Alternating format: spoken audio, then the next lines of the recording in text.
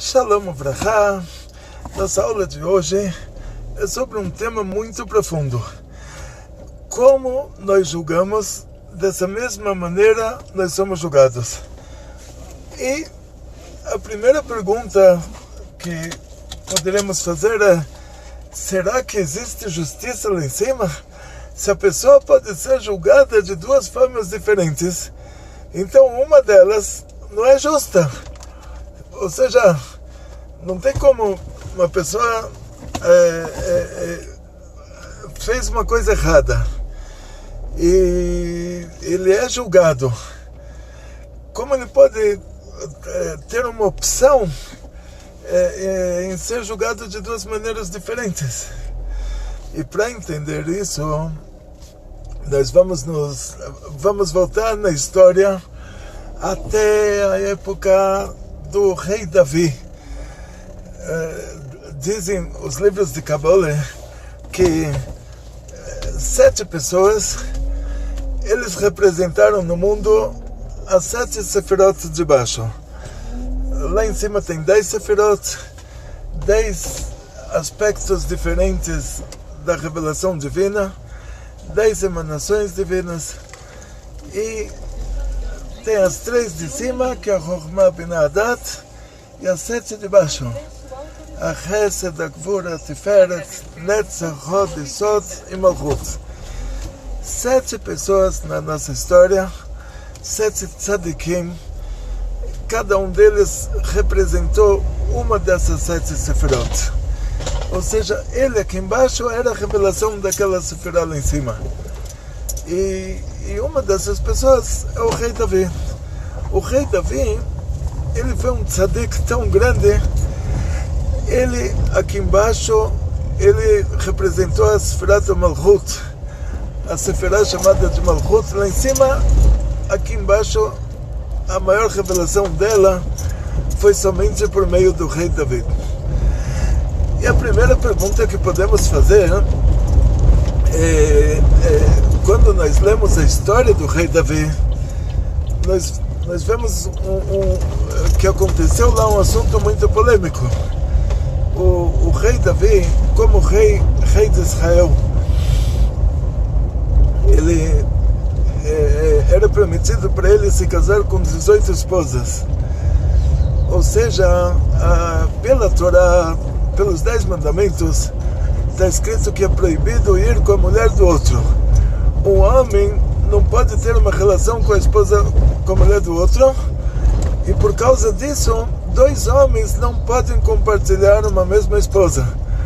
Ou seja, oficialmente, se 2 homens oficialmente se casassem com a mesma mulher, ela seria a mulher de um e a mulher do outro, então nenhum dos 2 poderia ter uma relação com ela, porque é proibido ter uma relação com a mulher do outro.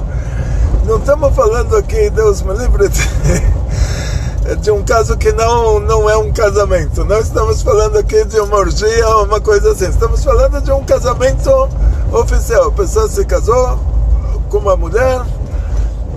A partir dessa hora, essa mulher não pode se casar com outro, a não ser que o primeiro ou venha a falecer, ou se for um judeu, dê um get para ela, que é a carta de divórcio judaico, ou se ele não for judeu, só o fato de os 2 concordarem que eles não são mais marido e mulher, esse casamento já está desfeito. Então 2 mulheres não podem 2 homens não podem compartilhar a mesma esposa. Agora, ao contrário, pela Torá, 2 mulheres podem compartilhar o mesmo marido. E não só 2, não tem um limite para isso. Então imagina 2 amigas inseparáveis. Essas 2 amigas inseparáveis, elas decidiram que elas vão se casar com o mesmo homem. Então as 2 fazem uma proposta para alguém e falam para ele: olha, a gente concorda em se casar com você, mas ou você casa com as 2 juntas, ou nenhuma das 2 vai se concordar em casar com você. Se ele concorda, pela Torá é permitido tanto para alguém que é judeu, tanto para alguém que não é judeu. Só que aí entra a segunda coisa, que é a lei do país. A lei do país, quando ela não vai contra a Torá, está escrito Dina de Malchuta Dina. Então a lei do país é como se fosse a lei da Torá, em todo caso que ela não vai contra a Torá. Ou seja, se dois rabinos estão dirigindo, e um rabino passou no sinal vermelho, e o outro passou no sinal verde e deu uma trombada, e os dois vão agora para um tribunal rabínico para fazer o julgamento, não tem absolutamente nenhuma conexão com um tribunal civil. Esse tribunal rabínico não é reconhecido pelo governo, ninguém fez BO, nada, simplesmente um assunto religioso. O que passou no farol vermelho, o que passou no farol verde fala para o que passou no farol vermelho que ele tem que pagar o conserto. E os dois não fazem BO, não vão para a polícia, não vão para o tribunal, vão para um tribunal rabínico que não é reconhecido pelo governo, que os rabinos lá, vamos dizer assim, que os dois viajaram até para outro país para fazer esse julgamento. Os rabinos vão perguntar em que país aconteceu essa trombada. Aconteceu no Brasil? Então o Brasil, de acordo com a lei, você tem que parar no farol vermelho, se fala sinal vermelho, de acordo com a cidade ou com o estado, se fala farol vermelho, sinal vermelho, mas você para no vermelho, você anda no verde. Então esse que estava andando no verde, ele estava certo, esse que estava andando no vermelho estava errado, ele tem que pagar o prejuízo. E então isso é chamado de Dina de Malchuta Dina. A lei do país, se ela não vai contra a Torá, ela é considerada pela Torá a lei da Torá. E os rabinos vão ter que levar em conta qual era a lei do país antes de fazer um julgamento da lei da Torá. Ou seja, eu faço uma ketubá, eu vou fazer um casamento. Então, geralmente, eu dou uma sugestão, sendo que no casamento judaico está escrito na ketubá, o noivo ele se compromete a dar para a noiva, que o marido vai se antes do casamento, o noivo assume um compromisso. É escrito uma ketubá, a gente já prepara antes, claro, já edita antes, tudo, já faz várias cópias, porque na hora você erra a assinatura, qualquer coisa só rasga e já pega outra, e tem que rasgar, que a ketubá é um documento, não pode ter dois cheques, um cheque válido, um cheque não válido, existindo simultaneamente. Então a gente já chega com a ketubá pronta. Mas o que vai estar escrito na ketubá? O que ele propôs para ela e ela aceitou, e aí essa ketubá vai ser lida em voz alta, e depois disso as testemunhas vão assinar, quer dizer, vão assinar que ele assumiu que o que foi lido lá ele concordou. Pela halakha ele não precisa assinar na ketubá, as testemunhas estão assinando que viram que ele levantou o gartel, ele assumiu judaicamente que o que foi lido em voz alta, que ele assumiu fazer, ele assumiu. Então na ketubá já é colocado tudo. Se o marido, Deus me livre, depois se tiver um divórcio, e pelo judaísmo para ter um divórcio, Deus me livre, teria que ter uma coisa muito grave, tipo, não vai entrar aqui, que não aconteça para ninguém divórcio nenhum. Quando Deus criou o mundo, ele criou a luz, ele falou que estava bom. No segundo dia ele falou, criou a separação, separou entre a água de cima e a água de baixo, colocou limites. Ele não falou que estava bom. Se não estava bom, por que ele criou? Porque foi necessário. Então, rarissimamente, um divórcio é necessário. Então, que não aconteça para ninguém. Mas o noivo já escreve na ketubá que se ele divorciar ela sem um motivo que justifique, quer dizer, sem que ela foi pega por duas testemunhas no flagrante, dormindo com o outro, e eles viram lá o pincel dentro do tinteiro, quer dizer, não era nenhuma dedução, porque dedução pela Torá não é prova. Aí nesse caso, ela vai receber, ela vai receber o divórcio sem direitos. Aí eles têm que se divorciar porque ela dormiu com outro, mas ela não recebe nada. Agora ele escreve lá que caso ele divorcie ela sem que ela dê um motivo justo, aí ele vai ter que pagar para ela tudo que está escrito lá. Então o que vai estar escrito? Se ele quiser escrever lá na Ketubá que ele dá para ela metade de tudo que ele tem até o dia do divórcio, e ela concorda, isso vai estar escrito na Ketubá. Se ele quer escrever que ele vai dar tudo que ele tem, não só metade, tudo que ele tem, e ela concorda, isso vai estar escrito na Ketubá. A proposta que ele fez para ela vai estar escrito. Se ele escreve que ele vai dar para ela $10.000 e nada mais do que isso, e não vai dar metade de tudo que ele tem, não vai dar tudo que ele tem, só vai dar os $10.000, vai estar escrito lá.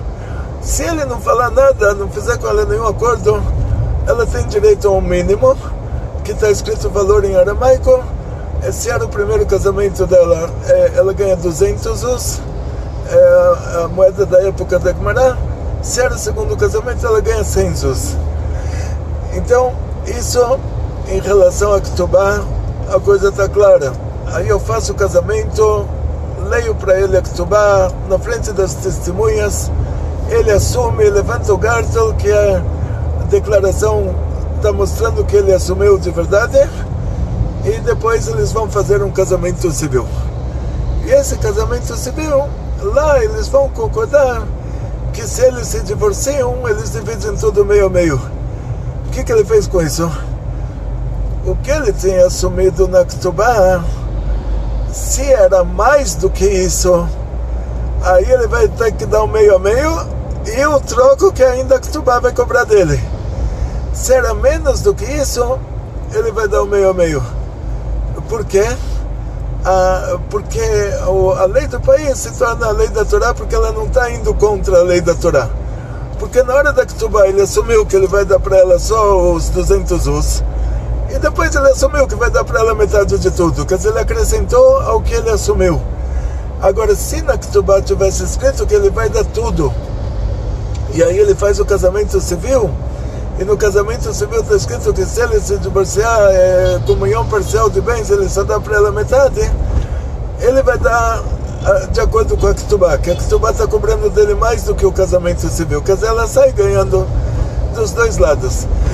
Mas existe isso, chamado Dina de Malchut Adina, que é a lei do país, ela é considerada a lei da Torá. Então, se uma pessoa aqui no Brasil vier para nós, ele é um bem Noach, ele fala, Rabino, cumpro os 7 mandamentos, e agora tem duas amigas também, Benot Noach, elas também cumprem os 7 mandamentos, e as duas falaram, eu caso com as duas, ou não caso com nenhuma.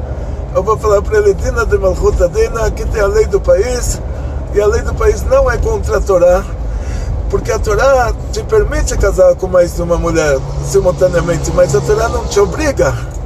Então, se a Torá te obrigasse e eles não deixassem, aí a lei estaria contra a Torá. Mas a Torá te obriga a casar com uma mulher. Com uma mulher você é obrigado a se casar. Com mais de uma simultaneamente, a Torá não te obriga. Então, a lei do país prevalece. Os nossos sábios, toda a Gemara, ela é feita baseada nisso, que a pessoa pode se casar não precisa estar casado somente com uma mulher ao mesmo tempo, mas é obrigado a ter um casamento. Se ele tem uma relação com uma mulher fora do casamento, se a mulher é solteira, é chicotadas para ele. Se a mulher é casada, é pena de morte pela Torá. Quer dizer, a pena de morte só na época do Beit HaMikdash tinham que ter 2 testemunhas visuais que viram o pincel dentro do cinteiro. Por isso era uma coisa muito rara acontecer essa pena de morte na prática. Mas a gravidade disso lá em cima continua. Quer dizer, mesmo que a pena de morte não aconteceu aqui nesse mundo, mas a pendência lá no mundo superior continua. No fim, Deus me livre, ele acaba morrendo e ele fala, uau, todo mundo foi passar as férias lá no Monte Everest e ninguém caiu e só ele caiu. E ele se arrebentou lá inteiro. Então por que ele morreu, o outro não morreu? Porque para ele foi decretado isso. E ele não fez chuva, não retificou da maneira correta, então aconteceu. Na hora que a pessoa faz a coisa errada, é decretado para ele que vai acontecer para ele aquilo, e se ele não retificou, se ele não fez chuva, aquilo acontece na prática. Se não, só um pouquinho, alguma coisa lá tem que acontecer, mas já é depois de 99,9% de desconto.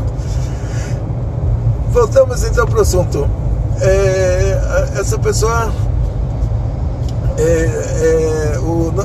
nossos sábios determinaram todas as leis assim em relação a marido e mulher, levando em conta que ele não necessariamente vai estar casado somente com uma mulher. Ao mesmo tempo, até que chegou o Rabino Gershon, era o rabino do Império Bizântico. Naquela época, era 1000 anos atrás, um pouquinho mais de 1000 anos atrás, ano 900 e qualquer coisa, o Rabino Gershon, ele era o rabino dos europeus. O Império Bizântico era o Império Romano do Oriente, tipo assim, era a Europa. Falar hoje que Turquia é Europa, a gente já não fala mais. Os rabinos da Turquia são sefaradim. Mas naquela época a Turquia era Europa, era o Império Bizântico. O Rabino Gershon, ele decidiu, ele fez um decreto que um judeu pode se casar com uma mulher só. Mesmo que pela Torá seria permitido compartilhar, duas mulheres compartilhar o mesmo marido. E ele, no começo, ele tinha duas esposas. Ele fez esse decreto. Ele viu que as mulheres europeias, elas não têm como viver dessa maneira. Então, para o bem das mulheres e, consequentemente, que o bem das esposas é o bem do marido, ele fez esse decreto. Foi aceito entre os judeus árabes, entre os judeus europeus, porque ele é o rabino dos judeus europeus. Não foi aceito pelos judeus árabes, e hoje em dia tem uma comunidade judaica no Emirados Árabes, né? Estão publicando que tinha lá comunidade judaica, ninguém sabia. E se tem judeus sfaradim que moram num país árabe, mas judeus árabes, judeus sefaradim que moram no país árabe, eles ainda podem se casar com duas esposas. Agora, o governo de Israel proibiu. Nos países europeus e consequentemente nas colônias europeias, geralmente isso é proibido também.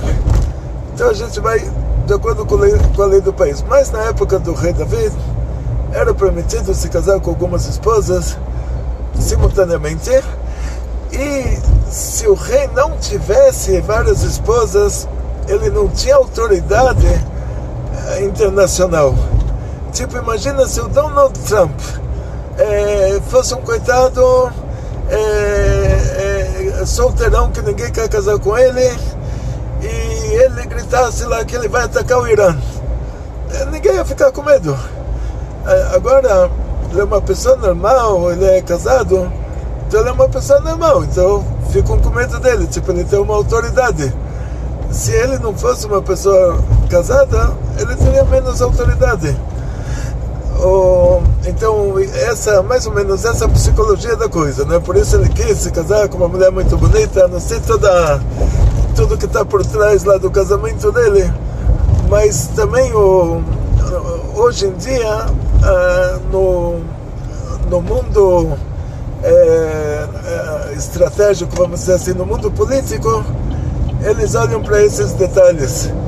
Quanto levar em conta o que está ameaçando, o que o Trump está ameaçando ou não, quanto mais normal ele for, mais é levado em conta que o que ele está falando ele vai fazer de verdade. Por causa disso, o rei antigo, ele tinha que se casar com várias esposas para ter autoridade. Tipo, todo mundo ia falar, esse cara é forte, Então ele vai para uma guerra, ele vai liderar a guerra, ele é um general, tem que ficar com medo dele, olha quantas mulheres ele tem. E na verdade não vamos entrar muito nesses assuntos assim que eu ia falar, mas hoje em dia o fato dele conviver com uma mulher já mostra que ele é muito mais forte do que então, porque toda a estrutura é diferente. Ou seja, antigamente a pessoa tinha uma casa e tinha a mãe que ajudava, e hoje toda a estrutura é muito cara. Quer dizer, hoje realmente a gente vê que o Rabbeinu Gershom ele tinha toda a razão, não tem como manter duas famílias simultaneamente. Mas voltando ao rei Davi, teve o caso do rei Davi com a Batsheva. Conta o Tanakh que a Batsheva, a história que ela estava trabalhando no palácio e ele se apaixonou por ela, e no fim os dois acabaram perdendo a cabeça juntos. Então, na verdade, assim, ele era o rei e ela, ele perdeu a cabeça, ele fez uma coisa errada com ela, e por causa que ele era o rei, ela não, culturalmente, ela não reagiu. Tipo, ela, em relação a si própria, ela se sentiu violentada. Não que ela tivesse... ele é o rei, o que ela vai fazer? Depois que aconteceu esse fato, nossos sábios analisaram na Gemara como pode ser que isso aconteceu. O rei Davi, ele tinha chegado nessa hora num nível de tzadik. Ele falou, ele não tinha Yetzirará, que ele matou o Yetzirará por meio de jejuns, assim diz a Gemara. E está escrito que Megalgalim Zchut alidei Zakai veChová alidei Chayav. Deus faz acontecer uma coisa boa nesse mundo por meio de uma pessoa boa, e uma coisa ruim por meio de uma pessoa ruim. Então, quando uma pessoa boa vai fazer alguma coisa ruim, ele não tem mazal. Hashem faz um milagre e ele não consegue fazer a coisa ruim. Então, o rei Davi, Deus podia fazer muitos milagres e deles não se encontrarem. E a explicação cabalística em relação a isso, em primeiro lugar, diz o Zohar que da mesma maneira que a terra de Israel, ela era primeiro Eretz Canaan, ela era primeiro cananeia, porque, diz o Zohar, quando Adão e a Eva comeram a fruta proibida, misturou aqui nesse mundo o bem e o mal. Quer dizer, nos mundos de cima, no Briá Yetzirá,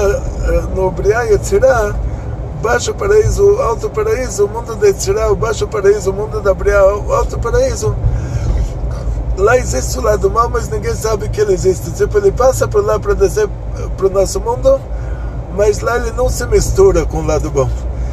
Aonde acontece essa mistura, acontece aqui embaixo, no mundo da Asiá. E depois que aconteceu essa mistura, quer dizer que tudo tem um lado ruim. Tudo de bom tem um lado ruim. Então tem um lado bom da coisa ruim, tem um lado ruim da coisa boa. Então a Terra Santa, antes dela se tornar a Terra Santa, ela era a terra maldita. O Canaan foi amaldiçoado, os cananeus eram um povo amaldiçoado pelo Noé da Arca de Noé, e a terra de Canaan era a terra maldita. Depois ela ficou a terra abençoada, depois ficou a terra santa, mas primeiro ela tinha que ser a terra maldita. Então por quê? Diz o Zohar, por causa que tudo se misturou bem e o mal, então o lado ruim dela tinha que ser usado pelos cananeus. Ela era cananeia antes de se tornar a Terra Santa. Depois que terminou aquele lado ruim, aí os cananeus já não existiram mais nela, o nosso povo entrou nela no lugar deles. A mesma coisa diz o Zohar em relação a Batsheva. A Batsheva, ela era o lado feminino, o aspecto feminino da alma do rei Davi. Ela era o próprio rei Davi no aspecto feminino. Eles eram uma alma só, o lado feminino e o lado masculino. E por isso nossos sábios fizeram uma proibição que é chamada de Surihut, que a pessoa não pode se trancar com uma mulher que não é esposa dele. tem muitos detalhes, quer dizer, ele tem que estar sozinho ou com ela, essa mulher não está se tratando aqui da mãe da filha. Se uma pessoa não deve se trancar com uma mulher que não é esposa dele, ele estando sozinho lá com ela, porque suspeita que vai fazer uma coisa errada. Por que essa suspeita? Porque de vez em quando acontece de duas pessoas serem a mesma alma, o aspecto masculino e o aspecto feminino. Se eles estão trancados sozinhos, eles acabam fazendo coisa errada. É a alma que se une. Então, isso é muito raro de acontecer, mas esse fenômeno aconteceu no caso do rei Davi. Deus não protegeu ele intencionalmente. Ele se encontra com a Batsheva sofria com o Uriah. Uriah era um psicopata de guerra, não queria voltar para casa, queria ir para a guerra. Quer dizer, para ele fazer uma guerra era muito mais, dava para ele muito mais prazer do que passar uns dias em casa. E ela era maltratada pelo Uriah, e de repente ela se encontra com o lado masculino da alma dela. E o rei Davi é a mesma coisa. Então imagina, você encontra sua esposa presa, você quer salvar ela. É isso que aconteceu lá. Dizem nossos sábios, o que aconteceu depois que aconteceu o que aconteceu, o Uriah poderia assassinar ela. Então ela engravidou, nesse caso, o Uriah poderia assassinar ela. Então o rei Davi, para que o Uriah não assassinasse ela e consequentemente o Uriah seria condenado à morte também, o rei Davi chamou ele da guerra, falou: vai passar o feriadão na sua casa. E aí o Uriah pensaria que ela engravidou dele, e depois já se daria um jeito. O rei Davi, ele já saberia o que fazer. E essa foi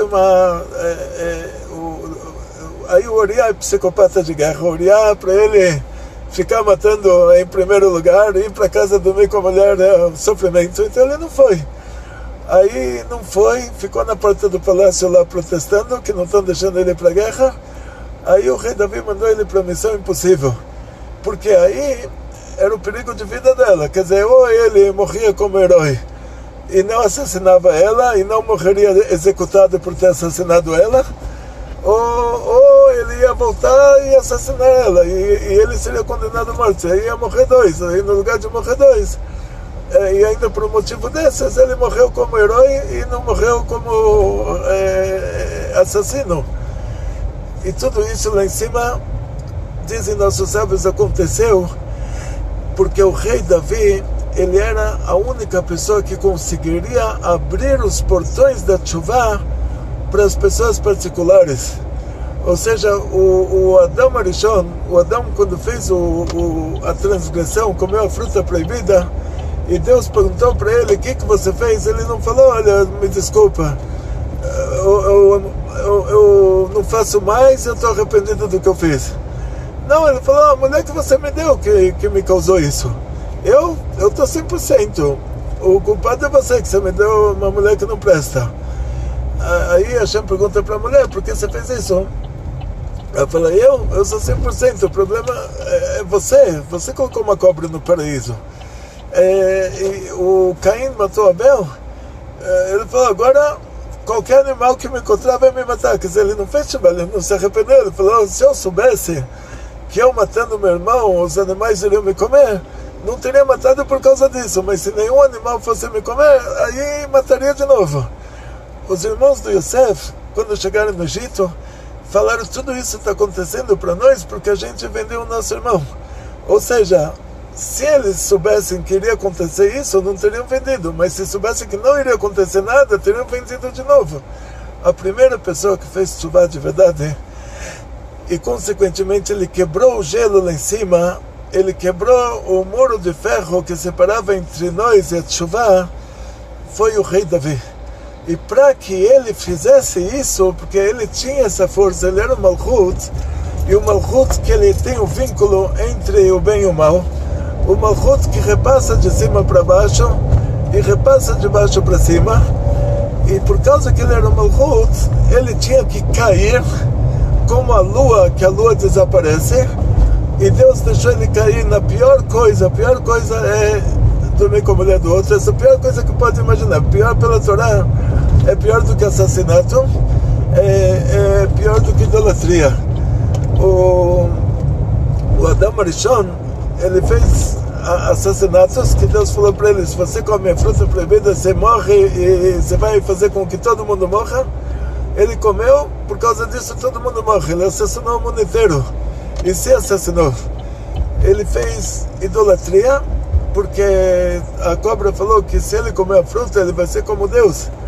Então ele queria ser como Deus. Ele achou que Deus comeu a fruta e virou Deus, e agora ele vai comer a fruta e vai virar Deus. Então ele se auto-idolatrou. E ele fez o Gilui Arayot, que depois que aconteceu o que aconteceu, ele brigou com a Havá, e o aspecto feminino do anjo da morte, que se chama ali, a gente não fala o nome inteiro para não chamar a donzela, aquela coisa se revelou para ele como mulher mais atraente do mundo. Vamos chamar atraente aqui para não falar coisa que não deve, né, na aula. Então a aula não é restrita para maiores de 18 anos, então a gente não vai falar tudo. Quer dizer, vamos dizer que ela se revelou como uma mulher mais atraente, sem entrar em detalhes o que era essa atração. E ele viveu com essa coisa ruim 130 anos. Isso é chamado de Gilui Arayot, porque ela era a esposa do anjo da morte, a esposa do Satã. Ela era o aspecto feminino do Satã. E na hora que ele vive com ela maritalmente, ele está com a mulher do outro. E aí voltaram 3 tzadikim para consertar isso. Abraão, ele recebe o nível Nefesh do Adam Arishon, que vai consertar o lado da idolatria que o Adam Arishon fez. Então quer dizer que por meio da idolatria ele só prejudicou no nível Nefesh, no nível mais baixo da alma. O Yitzhak, ele é o Ruach do Adam Arishon. Ele veio consertar os assassinatos do Adam Arishon. Que o Adam Arishon assassinou o mundo inteiro. Ele comeu a fruta proibida, ele trouxe morte para o mundo. Então ele é um nível Ruach, é um nível acima do Nefesh. Depois chega Yaakov, é nível Neshama do Adam Arishon, é o nível mais alto. E ele veio consertar o que o Adam Arishon foi com a mulher da coisa ruim lá, é o nível Neshama. Então daqui a gente vê que o adultério é pior do que assassinato, pior do que idolatria. Então Deus deixou o rei Davi, que ele era o Malchut, cair nisso, nos assassinatos, no adultério, para que ele pudesse fazer tshuva. E ele não ia falar, olha, por causa disso, por causa daquilo. Ele falou por causa dele próprio. E ele fez a tshuva, e por meio da tshuva dele, ele abriu o portão da tshuva para pessoas particulares. Então, a partir do rei Davi, todo mundo que quer fazer tshuva, ele tem facilidade. Por isso que a gente fala Tehillim, tanto Tehillim em Rosh Hashanah. Rosh Hashanah, agora no mês de Lula, a gente acrescenta 3 Tehillim todo dia. Em Rosh Hashanah também, entre Rosh Hashanah e Yom Kippur, depois de Yom Kippur, que o livro dos Tehillim, a gente não vai pelas palavras que ele está dizendo lá, a gente vai pelo o lado oculto da coisa. Ele está se referindo sempre a forças espirituais. E, em outras palavras, o rei Davi, ele abriu os portões da tshuva para pessoas particulares. Ok. Sendo assim, Deus deixou ele cair, não fez um milagre para que ele não caísse, porque era a intenção divina que ele caísse para subir de volta e abrir essa porta para todos.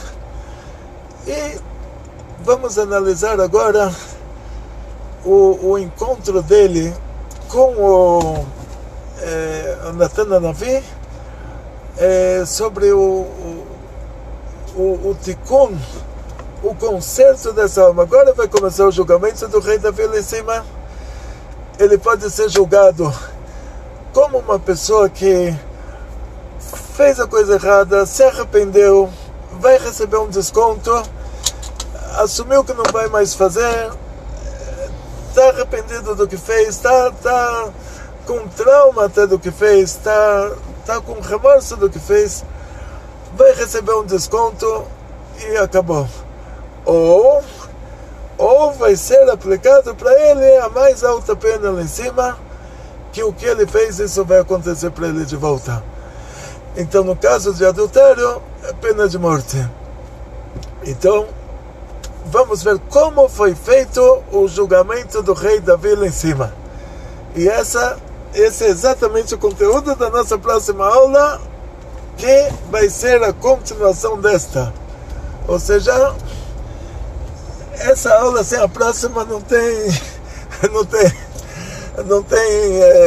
como entender essa sem a próxima. Essa é só a primeira parte do assunto inteiro, que se falta metade vocês não vão entender. Então, tem que ir para a próxima aula. Pega essa até agora. Hoje ou amanhã já vai ter a continuação. Atzlacha, Briut, Parnassá Beshefa, muito sucesso, muita saúde, muito dinheiro, muitas felicidades. Kol Tov. Não perca a continuação, porque sem a continuação você não vai entender essa aula de hoje. Kol Tov.